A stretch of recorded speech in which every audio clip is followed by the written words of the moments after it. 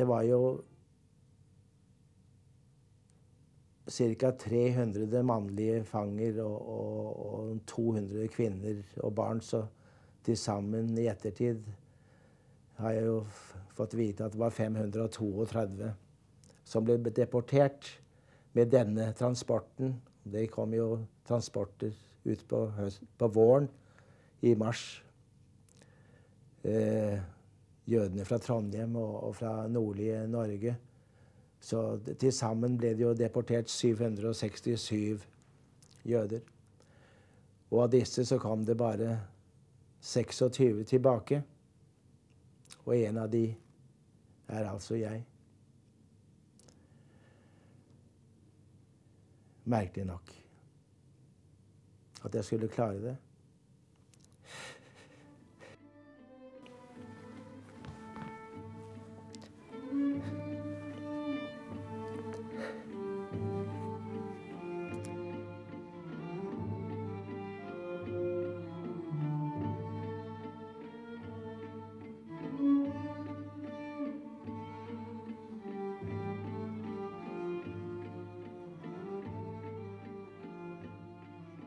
I 1942, når jødeaksjonene begynte, gikk jeg i 3. gym på Nordstrand Høyre skole.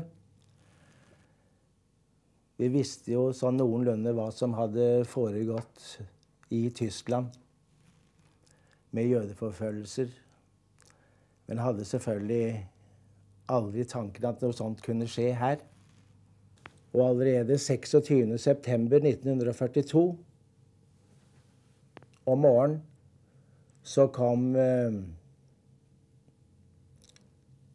tyske offiserer med et papir i hånden og sa at huset var rekvirert, og vi måtte forlate huset innen, jeg kan ikke huske om det var 3 eller 4 timer. Vi kunne bare ta med oss våre personlige eiendeler. Resten av innbo og løsøre skulle være igjen. Den 26. oktober, en måned etter at vi hadde mistet vårt hjem, så ringer telefonen tidlig på formiddagen, og hushjelpen tar telefonen, og det er spørsmål om de har en Samuel Steinmann boende hos dem. Og så sier hun, ja, det har vi. Et øyeblikk. Og så kommer hun til meg, vi satt og gjorde lekser, og da ante jeg uro med en gang, fordi at det var ingen som visste at jeg bodde der. Og jeg gikk til telefonen, og det var ingen som svarte. Og da forstod jeg at noe var i gjære. Fløy jo hundrevis av tanker gjennom hodet. Skal jeg stikke av gårde? Det hadde jeg anledning til. Jeg visste ikke hvordan det var med min bror. Jeg hadde ikke kontakt med han. Og heller ikke mine foreldre, om det ble tatt represalier mot de andre. Jeg ante jo ikke at det var en storrazzia, og alle mannlige jøder ble arrestert. Så jeg ble sittende, og etter en 3/4 times tid så ringte det på døren, og da kom det 2 sivilkledde menn fra norske statspoliti. De oppførte seg på en hyggelig og korrekt måte og sa bare at jeg kunne ta med meg toalettartikler og bli med. Alt annet skulle være. Og de hadde ikke engang en bil med seg. Jeg gikk ned til Kastellet stasjon og tok Ekebergbanen inn til Stortorvet. Og jeg satt mellom de på trikken. Og da vi kom til Stortorvet så ble byttet vi trikk og tok Majorstuen-trikken. Og den stoppet da oppe i Kirkeveien utenfor Gardekasernen der oppe vis-à-vis Frognerparken. Og så var det å stille opp med ansiktet mot brakkeveggen med hendene over hodet, og der traff jeg jo masse kjente som også var arrestert, og så var jeg i samme situasjon. Og etter noen timer så ble vi lastet inn i biler og kjørt til Bredtvet kvinnefengsel. Og på morgenen dagen etter så gikk vi ned en skråning ned mot jernbaneskinnen der i Grorud, og ble lastet inn i tog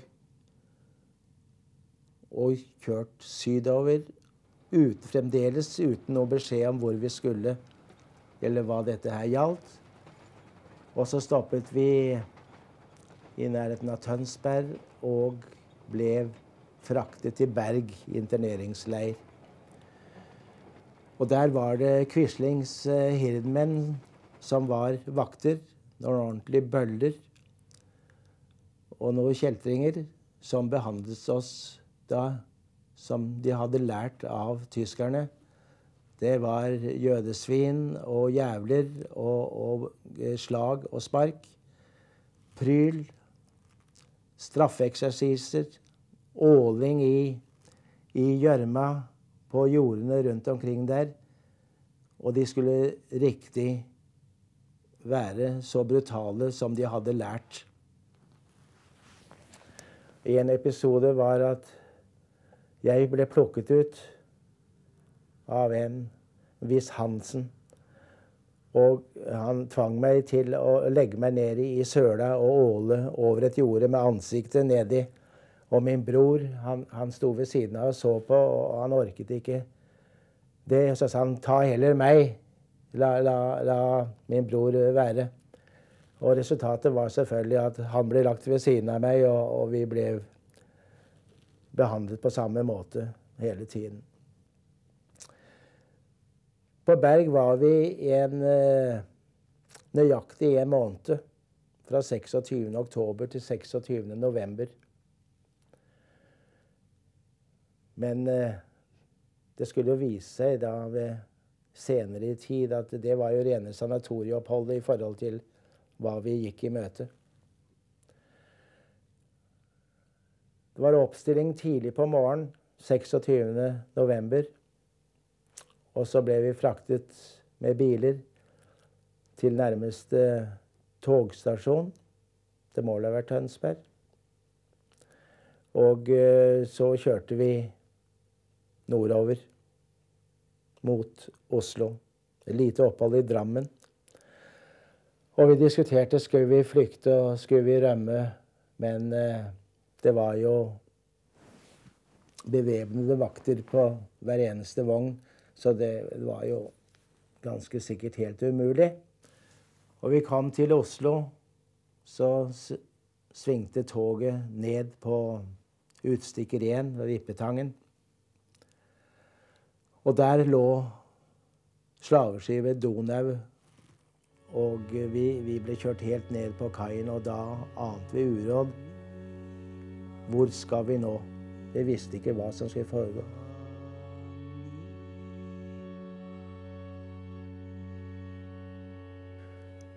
Vi tok vår lille bagasje som vi hadde, og ble jaget ombord. Og der nede var det SS som tok oss imot. Nå var hirden, eller de norske vaktene, ute av bildet. Og vi ble jaget opp leideren og ombord. Og det kom stadig biler, lastebiler og drosjer med kvinner og barn, og fra sykehus, personer som hadde ligget der og ble fraktet på båre til og med. Kvinner og barn og de eldre som var blitt arrestert den 26. november. De hadde fått beskjed om å ta med seg det mest nødvendige. Men de måtte selv sørge for at bagasjen kom ombord. Og det var slag og spark og Jodenschwein og lås, så der begynte tempoet med en gang. Og vi forstod straks at nå var det blitt verre.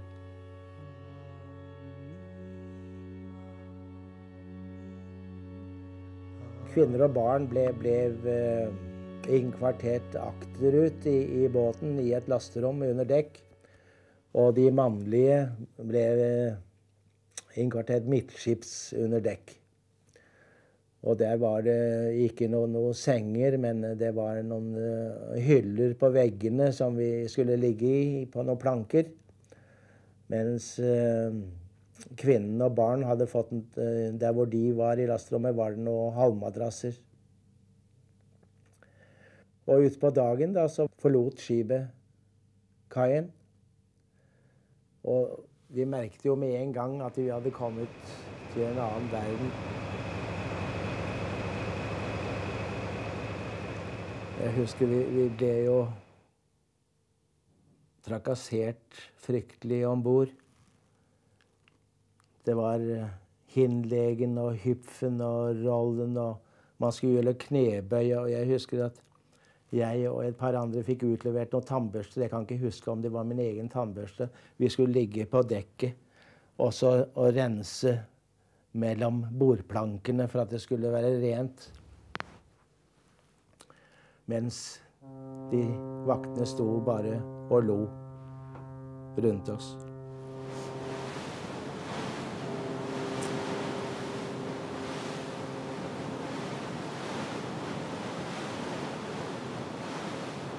Jeg var jo kun 19 år. Og så det jo fra en ungdoms side. Det var veldig spennende og eventyraktig, så ufattelig hva jeg var med på. Og vi håpet stadig at når vi gikk ut fjorden, at vi skulle dreie vestover og følge kysten, og så seile nordover.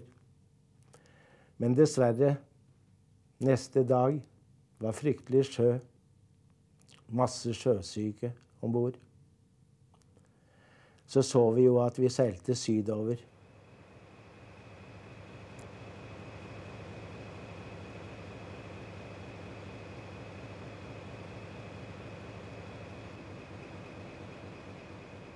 Og etter et par dager så var det jo en utrolig verden å komme til, og vi seilte sydover, så vi det mørklagte Danmark på vestsiden. Og så vi det opplyste Sverige, noen få 100 meter fra oss på vestsiden. Ja. Og vi diskuterte, min bror og jeg, skulle vi hoppe i havet, skulle vi kunne klare å svømme i land. Men det ble bare med tankene, for det var ikke mulig, for det var jo vakter langs hele skipet med mitraljøser og maskingevær.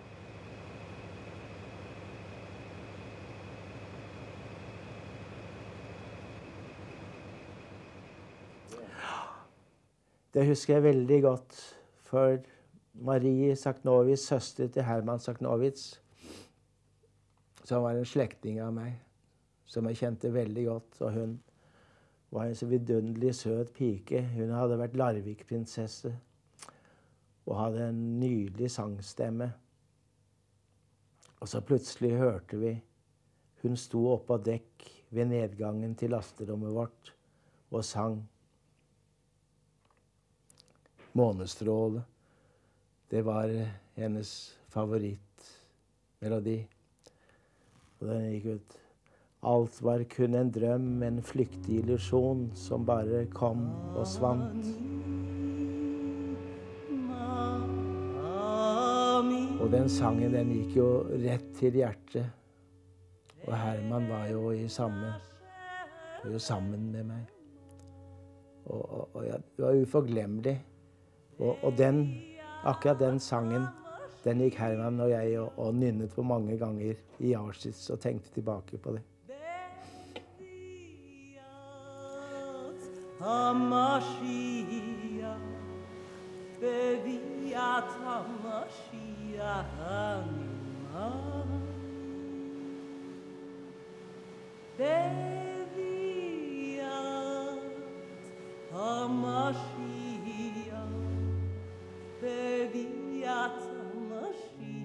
Efter noen døgn, det må vel ha vært vel 3 døgn, så kom vi til land.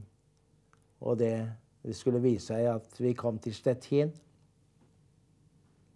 Da var det lås igjen, ned på brygga, oppstilling, og etter alfabetisk orden. Kvinner og barn for seg, og menn for seg. Og så ble vi lastet inn i lukkede kuvogner, eller lastevogner.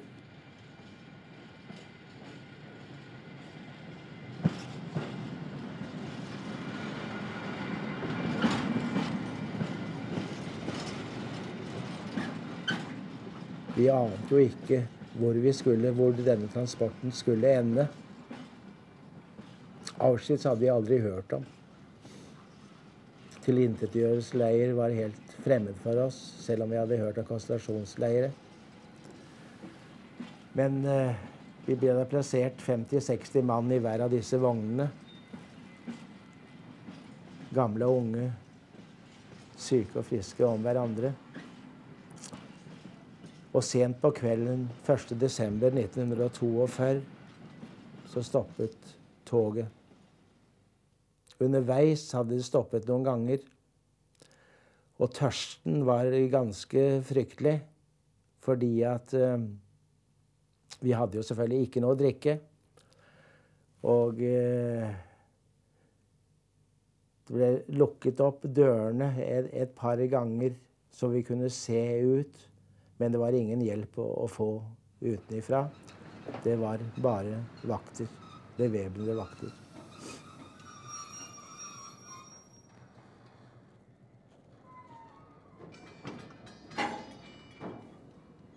1. desember, som sagt, 1942, så stoppet toget på et jernbanespor, og dørene ble åpnet. Og der var det SS-offiserer, soldater, kraftige lyskastere, masse bjeffende schæferhunder, en masse mennesker, og masse fremmede lyder og lukter som gjorde det så forferdelig. Og da var det ut av vognene, og da blir vi sortert ut. Menn under 40 år på den ene siden. De eldre, ja, fra mellom 18 og 40 år.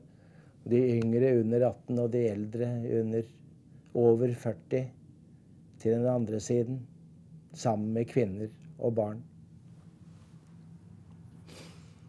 Så ble vi stelt opp i rekker på 5 og skulle marsjere av gårde.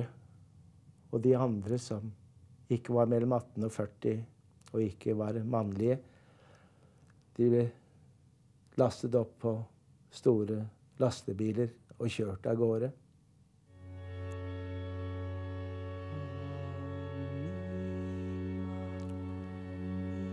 Og vi vet jo nå i ettertid hva som hendte med de.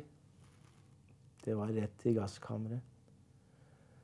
Og vi marsjerte til Birkenau, som er leiren som ligger foran Auschwitz hovedleir. Birkenau, hvor krematoriene og gasskamrene lå.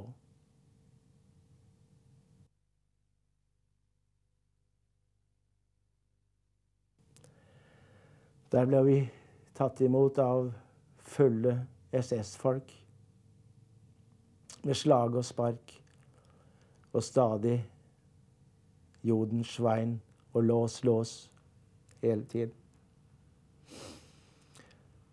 Så ble vi dyttet inn i noen såkalte brisker, da, men det var i 3 etasjer, og vi skulle ligge 6 og 8 i hver hylle oppover. Og klokken 4-5 om morgenen så var det vekking. Og fikk vi noe, jeg kjenner smaken ennå, vi fikk noe svart drikke som skulle være te. Det var noe svart vann, og så hadde noen blikkfat som var røde emaljerte. Det var frokosten, og så begynte helvete i fangeoppholdet i Auschwitz.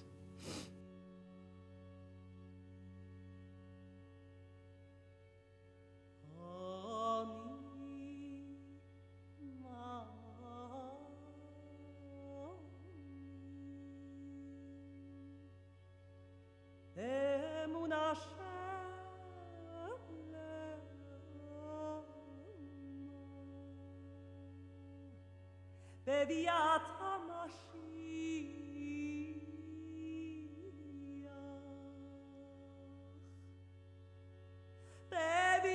המשיח, בביאת המשיח אני מאמין.